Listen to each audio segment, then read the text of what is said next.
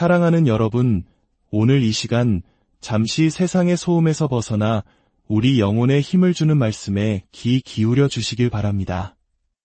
이 말씀이 여러분의 마음에 작은 위로와 빛이 되기를 소망하며, 만약 이 이야기가 여러분에게 은혜가 된다면 이 귀한 메시지가 더 많은 이들에게 닿을 수 있도록 공유하고 구독을 통해 저희와 동행해 주십시오. 여러분의 작은 실천이 누군가에게는 큰 축복의 통로가 될 수 있습니다. 주님의 이름으로 여러분 모두를 축복합니다.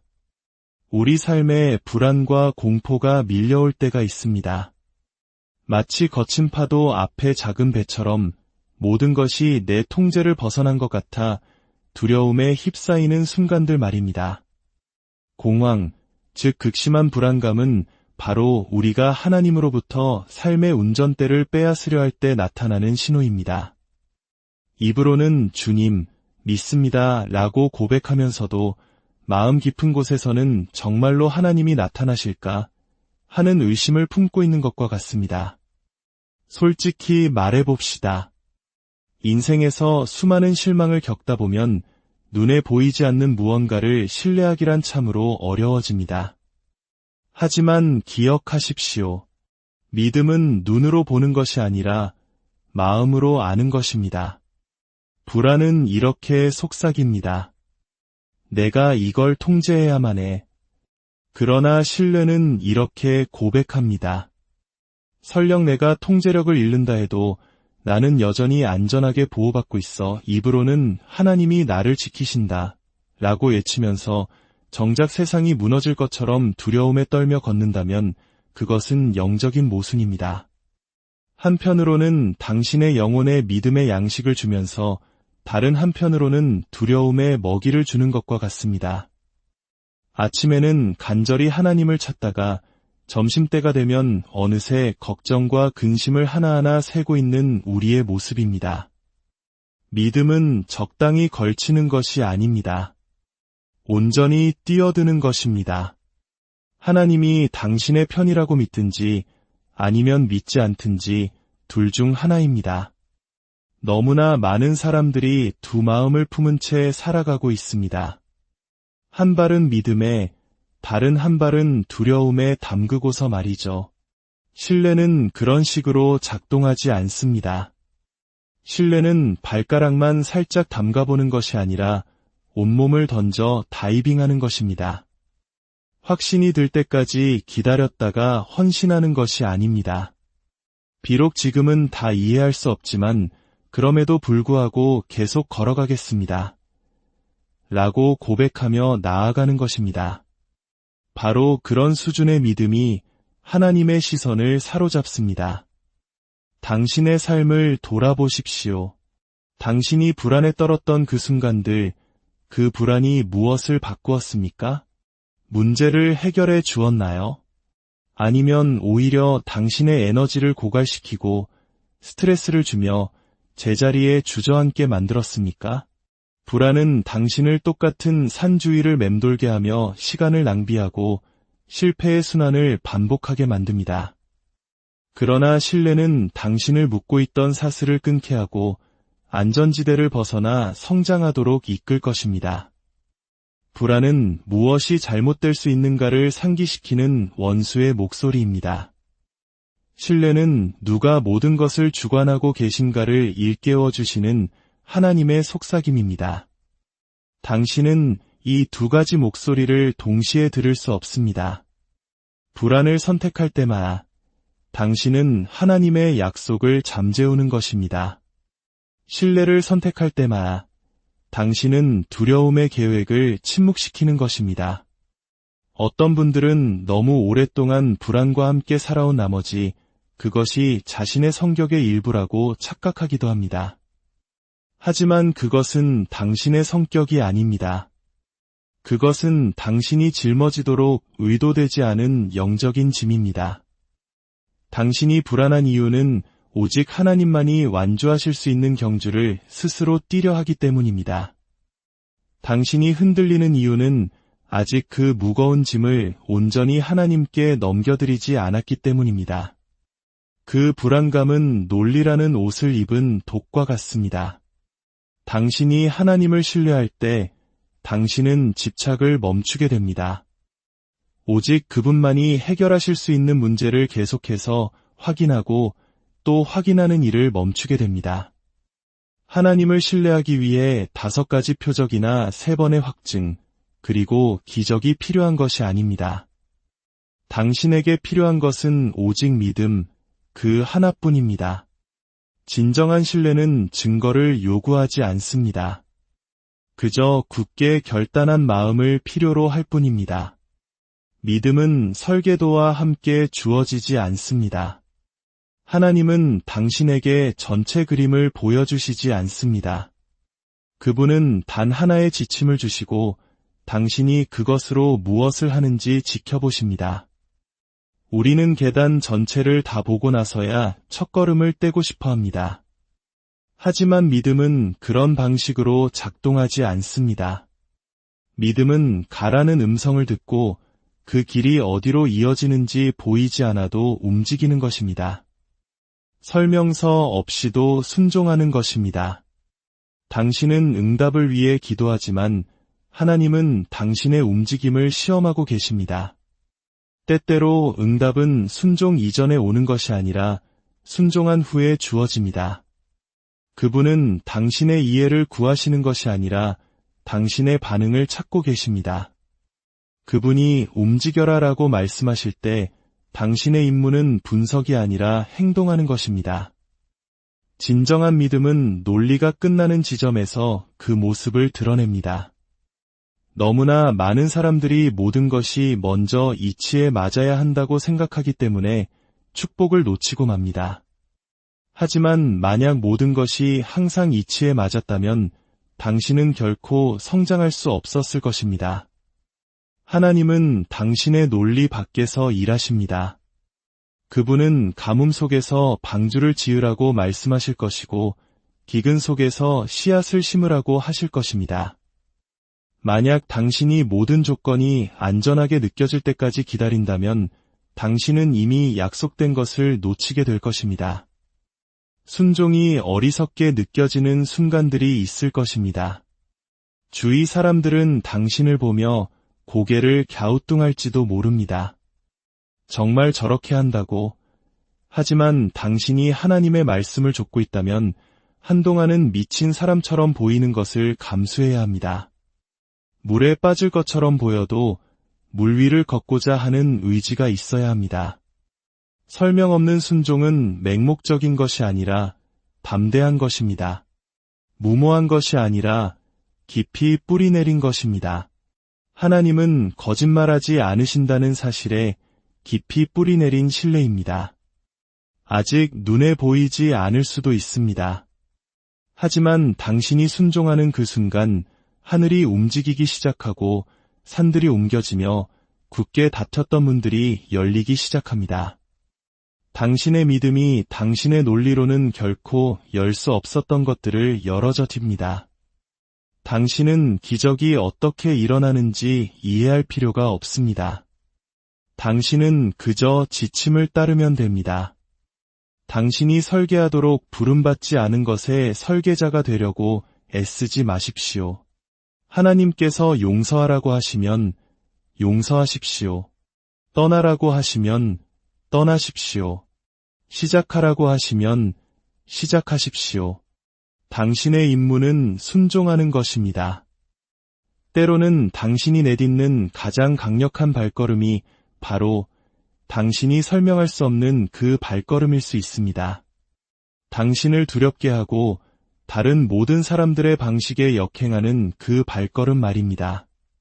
바로 그때 당신은 자신이 편안함이 아닌 믿음 안에서 걷고 있음을 알게 됩니다. 그리고 바로 그런 종류의 신뢰가 불가능을 가능하게 만듭니다. 우리는 종종 삶이 평온해지기를 기다렸다가 하나님을 믿으려 합니다. 모든 것이 완벽해져야만 그분이 움직이실 것이라고 생각합니다. 하지만 분명히 말씀드립니다. 하나님은 불편한 곳에서 당신의 최고의 작품을 만드십니다. 당신은 안락함을 찾고 있지만 그분은 당신의 항복을 찾고 계십니다. 그분에게는 평화로운 환경이 필요한 것이 아니라 당신의 예라는 대답이 필요합니다. 역사상 가장 위대한 기적들 중 일부는 혼돈 속에서 일어났습니다. 당신을 둘러싼 혼란에 속지 마십시오. 만약 하나님이 오직 편안한 환경에서만 일하셨다면 성경의 절반은 존재하지도 않았을 것입니다. 다윗은 왕궁이 아니라 양냄새가 진동하는 들판에서 기름 부음을 받았습니다. 모세는 해변의 안락의자에 앉아 홍해를 가른 것이 아니라 파라오에게 쫓기며 절박함 속에서 기적을 행했습니다. 예수님은 해안가를 거닐며 폭풍을 잠재우신 것이 아니라 파도가 배를 집어삼킬 듯 덮치는 바다 한가운데서 그 일을 행하셨습니다. 불편함은 자격 상실의 조건이 아닙니다. 그것은 하나님의 능력이 증명되는 연단의 장입니다. 우리는 편안함을 축복의 증거라고 생각하지만 때로는 편안함이 덫이 되기도 합니다. 쉬운 것에 너무 익숙해진 나머지 더 이상 하나님을 필요로 하지 않게 됩니다. 하지만 상황이 불편해지면 당신의 기도는 달라집니다. 당신의 걸음걸이가 달라집니다. 당신은 절박함을 가지고 예배하게 됩니다. 어쩌면 지금 당신이 겪고 있는 그 폭풍이 바로 당신을 하나님께 단단히 붙들어 매는 것일지도 모릅니다. 당신을 태우는 그 불길이 바로 당신의 소명이 정련되는 곳일지도 모릅니다. 어려운 곳에서 도망치지 마십시오. 그곳이 바로 하나님께서 당신을 만나기 원하시는 바로 그 장소일 수 있습니다. 하나님은 당신의 주변 환경이 완벽하게 정렬되기를 기다리지 않으십니다. 그분이 말씀하시면 주변 환경이 그분께 복종합니다. 그분이 바위에서 물을 내기 원하시면 그렇게 하실 것입니다. 그분이 사막에서 당신을 먹이길 원하시면 하늘에서 만나를 내려주실 것입니다. 그분이 병상에 누운 당신을 치유하길 원하시면 의사의 진단서 따위는 필요치 않습니다.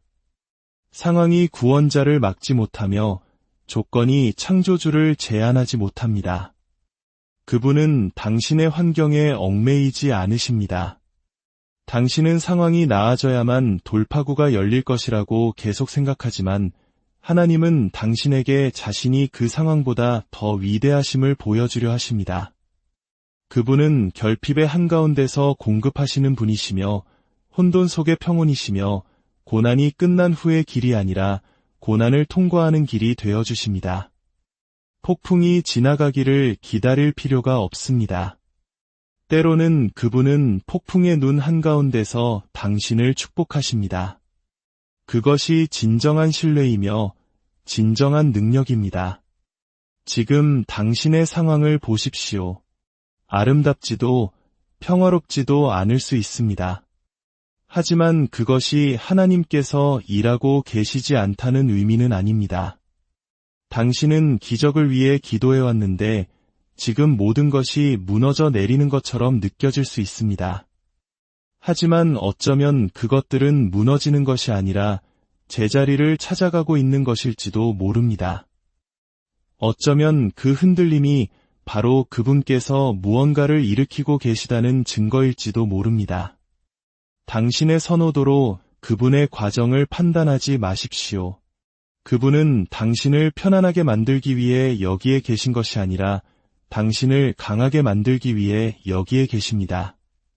하나님은 당신의 엉망진창인 삶에 위축되지 않으십니다. 그분은 어두운 곳으로 걸어 들어가 빛을 밝히십니다. 그분은 부서진 곳으로 들어가 다시 세우십니다. 그분은 고통 속으로 들어가 평화를 부어주십니다.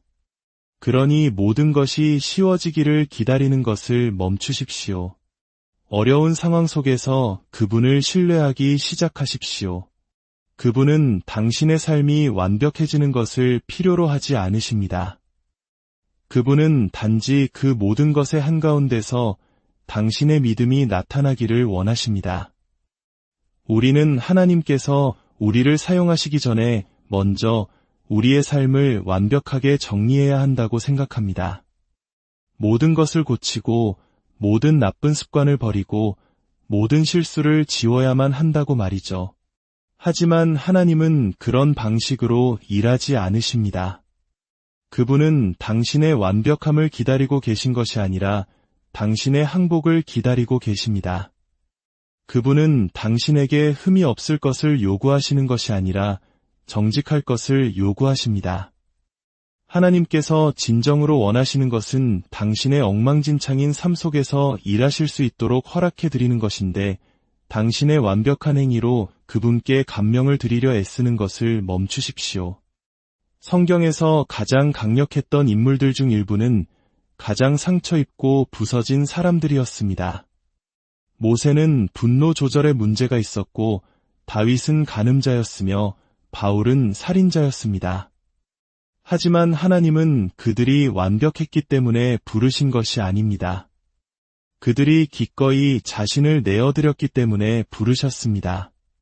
하나님께서 항복한 마음에 손을 대실 때 그분은 당신의 강함으로 할 수 있었던 것보다 당신의 약함을 통해 더 위대한 일을 하실 수 있습니다. 그분은 잘 닦여진 존재를 찾으시는 것이 아니라 진실된 존재를 찾고 계십니다. 항복이란 더 이상 괜찮은 척하지 않는 것을 의미합니다. 속으로는 무너져 내리면서도 모든 것을 잘 해내고 있는 것처럼 행동하는 것을 멈추는 것입니다. 그것은 가면을 벗어던지고 통제하려는 마음을 내려놓고 이렇게 고백하는 것입니다. 하나님, 당신 없이는 아무것도 할 수 없습니다. 바로 그때 그분이 움직이십니다. 바로 그때 사슬이 끊어집니다. 바로 그때 치유가 시작됩니다. 왜냐하면 그분은 당신의 이미지를 좇으시는 것이 아니라 당신의 마음을 원하시기 때문입니다. 당신은 죄책감과 수치심을 마치 당신의 정체성인 양 짊어지고 살아왔습니다. 당신의 실수가 당신을 실격시켰다고 믿으면서 말입니다. 하지만 하나님은 당신의 최악의 순간으로 당신을 정의하지 않으십니다. 그분은 당신을 덮고 있는 예수 그리스도의 보혈로 당신을 정의하십니다. 그리고 그 보혈은 완벽함을 요구하지 않습니다. 오직 고백과 회개를 요구할 뿐입니다. 항복은 약함이 아닙니다. 그것은 믿는 자가 할 수 있는 가장 위대한 힘의 행위입니다. 모든 것을 내려놓고 삶이 무너뜨린 것을 그분께서 다시 세우시도록 신뢰하는 데에는 용기가 필요합니다. 우리는 스스로를 고치려고 너무나 많은 시간을 소비하지만 치유는 내려놓음에서 시작됩니다. 당신이 항복하지 않는 것은 고칠 수 없습니다. 당신이 드러내지 않는 것은 치유될 수 없습니다. 하나님은 당신이 연기하는 모습을 축복하실 수 없습니다. 그분은 오직 당신에 있는 모습 그대로를 축복하실 수 있습니다. 그 부서진 당신의 모습, 지친 모습, 질문과 씨름으로 가득한 바로 그 모습을 그분은 원하십니다. 그분은 당신이 씨름하기 전부터 이미 당신을 알고 계셨습니다. 부르시기 전에 이미 당신의 넘어짐을 보셨습니다. 완벽주의는 말합니다. 나는 이것을 내 힘으로 얻어내야 해. 항복은 말합니다. 나는 이것을 은혜로 받습니다. 당신은 행위로 구원받는 것이 아니라 은혜로 구원받습니다. 그러니 당신의 행위로 하나님의 임재 안으로 들어가려 애쓰지 마십시오.